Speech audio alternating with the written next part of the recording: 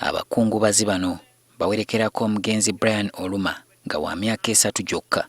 Oluma yafumitiddwa effumu mu bulumbaganyi obwakoleddwa ku bantu be. Ekyalo ekibaliraanye kye kigambibwa okuba nti ky'ekyabalumbi. Mu Kanyoolabikya kano ennyumba 64 zaayokyeddwa era abantu bangi ne bafuna obuvune. Ebyalo okuli Achwiko, Tebong ne Tegweng bye bigambibwa okwenyigira mu ntalo zino ezisibuka ku ttaka. Abantu bali mu 144 be bakoseddwa era mu kiseera kino tebalina mmere. Mu kiseera kino amagye ge gali mu kitundu kino okukwasaganya embeera.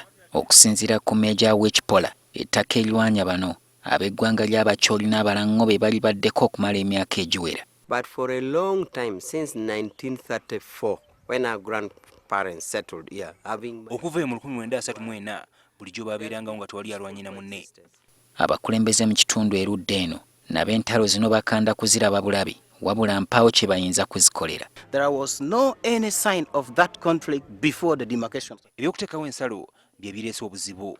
To make demarcations, that is what sparks everything. Kigambibwa nti kuno kwe kulwanagana okw'omulundi ogwokutaano mu bbanga lya myaka 5 era singa obutategeeragana ku ttaka mu kitundu kino tebutereezebwa omusaayi mungi ogwandiyiika.